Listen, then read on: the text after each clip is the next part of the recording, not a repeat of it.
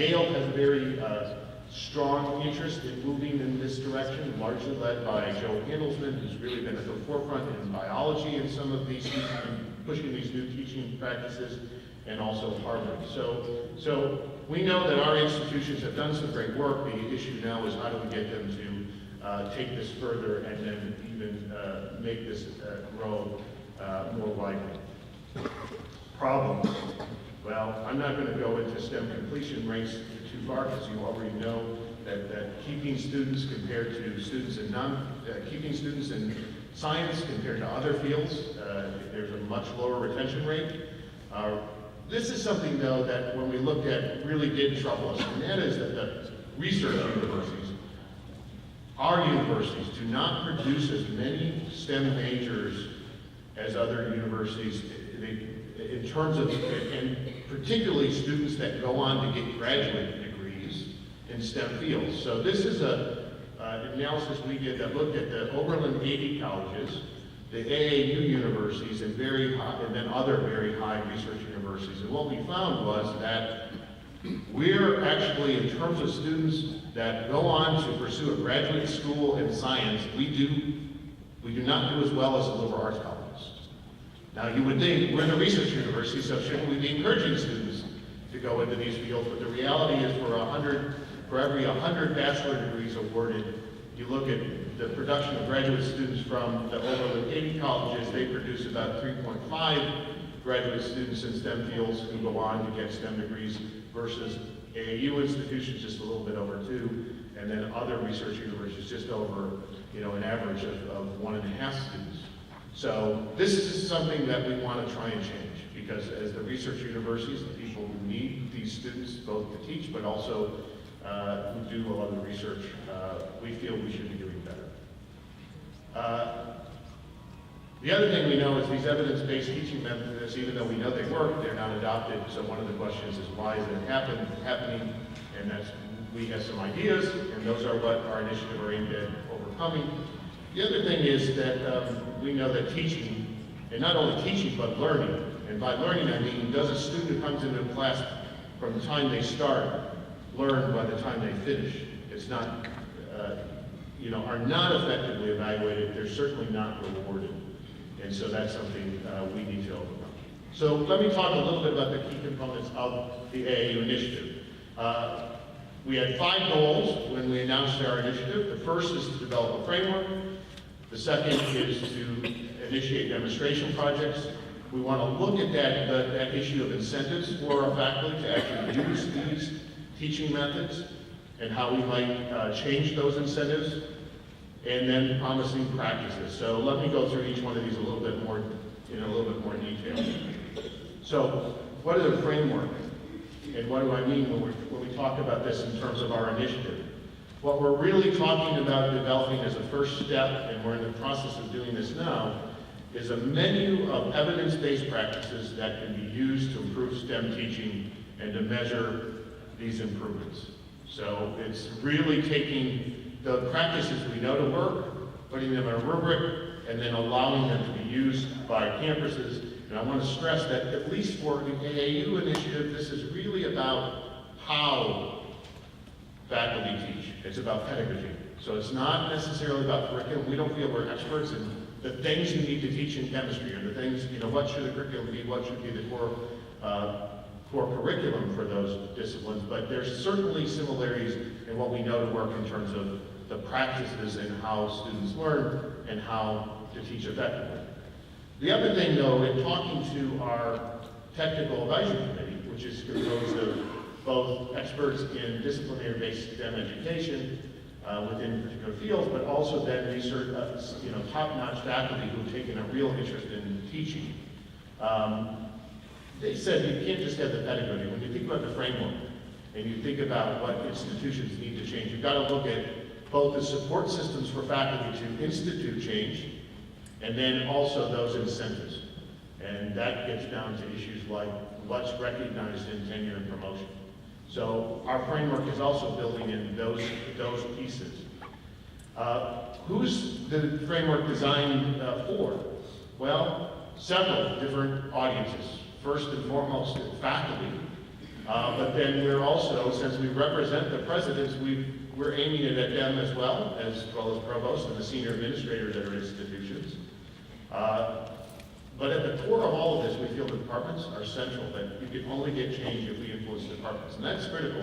It's something that for us, as an association representing presidents, gets a little bit more difficult. I'll mention at the end that to help combat this, we're also trying to team up with the disciplinary societies, because in some sense, we feel they have more impact on departments and what's important in terms of, if you're a chemist or a physicist, in terms of that reward structure within a discipline that we may have as influencing that institutional leadership. And then the institutions themselves as a whole. How do we want, so at the core, you've got the faculty, central though is the departments, and then the other component I didn't mention, which is one of our, stressed in our fourth goal, is really federal agencies and the funders. And what can they do to help? And that's something we were talking with NSF. So it's also an important piece of this.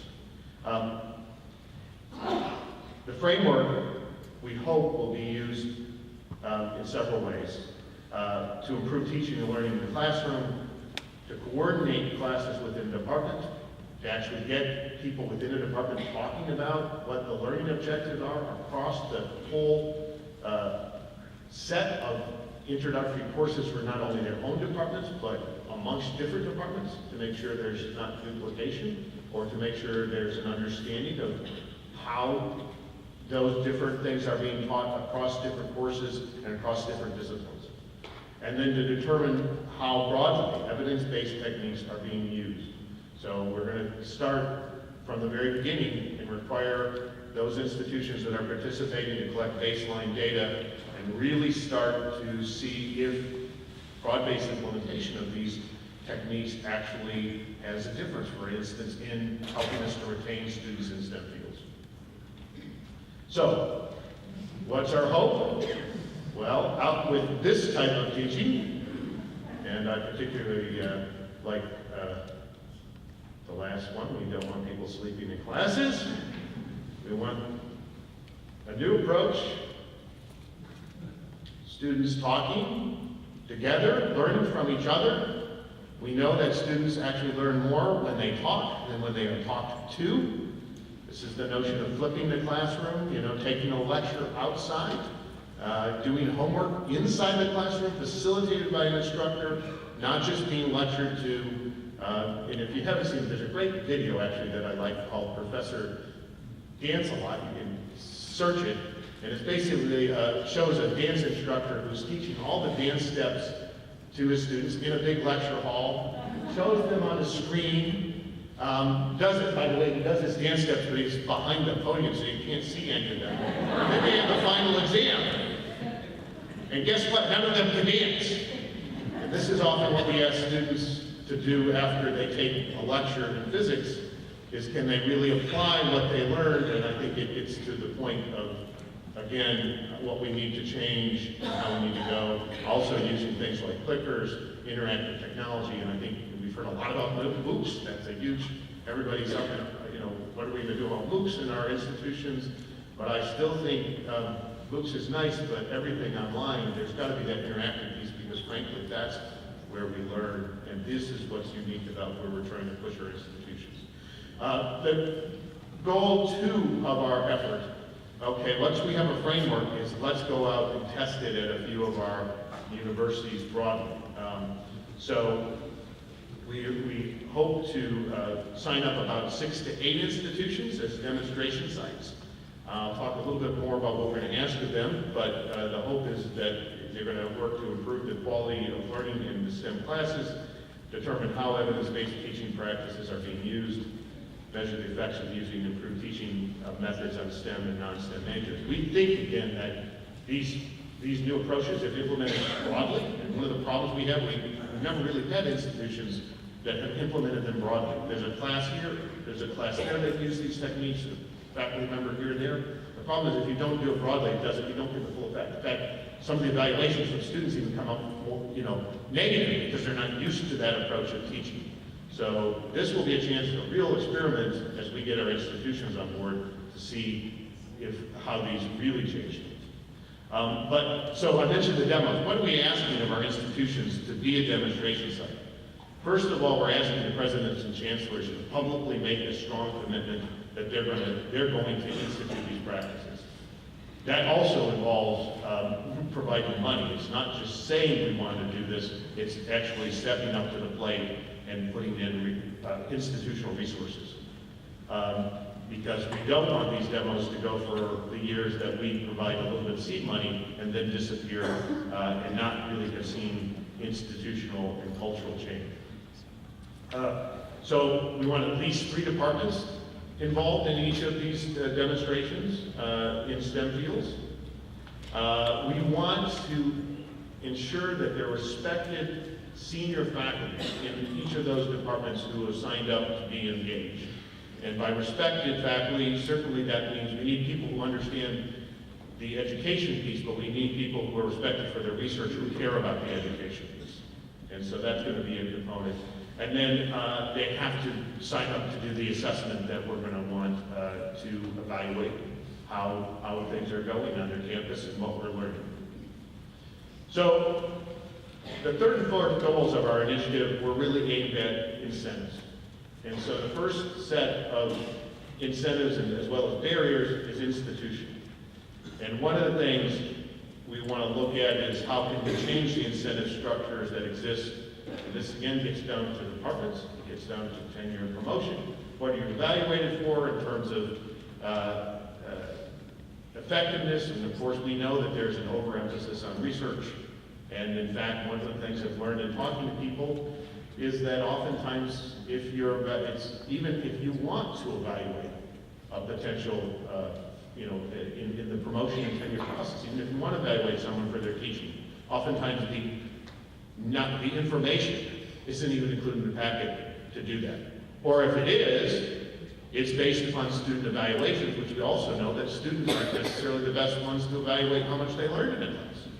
And sometimes they actually even evaluate classes where they might have learned more. They use these practices lower because sometimes there are certain students, who actually like to be kind of hidden. They do fine in the class. They don't even have to go to lectures because they just know if that's the third of class that's going to succeed. But the others who often fail are much more benefited by these other practices. So how do we get away from student evaluations?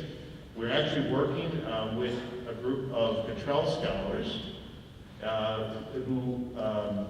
those are young, early junior faculty who have been awarded their physics, chemistry, and astronomy as awards from the Research Corporation. They took an interest in this. I went out and talked to them in the summer in actually looking at what are some of the best practices that are being used for evaluating teaching. We know there are places that do this better. A lot of them are the liberal arts colleges, and we can learn from them. And we need to find out who's doing this well. I mean, where is this being done effectively? And then how can we take those best practices and see them implemented more broadly at other institutions and in other departments? I want to talk a little bit about the federal side of things, because, of course, this system that we have that has promoted research has been driven by federal funding of research. And that's a good thing. But are there ways to work with federal agencies, the NSF, the NIH, other agencies, the Office of Naval Research has a huge interest in this, to try and incent things differently? We've talked about, are there ways to use the broader impacts requirements that every PI who writes an NSF grant has to implement to try and get faculty to focus on improving undergraduate education? And we know that faculty hate the broader impacts piece of, I don't want to say that, I don't want to overly generalize, but there's a lot of resistance to it, but to the extent they have to teach, maybe focusing on the undergraduate component is one way. There are other programs that are being instituted, the Partnership for Undergraduate Life Sciences Education, where they just announced, I think it's about 50 fellows, and these are senior faculty who've been awarded special awards really to focus on the teaching aspect of their work. Promising practices. So I mentioned that survey we did. We know that it is also helpful to look at not only the classroom, but those other things that support support students staying in. So we plan to at some point go back, take some of that information we gained from our survey about the things that are happening outside of the classroom. But we also, as part of the framework development, when we have demonstration sites, we want to, for each element we're putting in our framework and going to require demo sites to do, we want to give examples of other institutions that are doing it effectively. Now we know that it may be different in how those, what works at one campus may not be the same thing that works at another, but we at least want to have examples. Assessment, for example, of teaching. How do you do that? Who's doing it well? Who's using different techniques? There's certain video techniques, things like that. How do we see those disseminated? So that's our fifth goal. And then also, like I said, program evaluation. Now I want to skip, so that tells you about our initiative. I want to spend just a second here talking about what's happening more broadly beyond AAU, because I think it's quite exciting. Certainly, I mentioned pedagogy. That's where our effort is focused. But there's a lot of other areas we need to address if we want true STEM reform. And so faculty development, that's a part of our effort. Future faculty development, how do we train graduate students and postdocs who are going to be the future faculty? How do we affect state and federal policies that can have an impact? I mentioned curriculum, K-12 teacher development. We know that the teachers who go out and teach science at the K-12 level are educated oftentimes at our institutions. If they're the ones who are not, in the 2/3 of the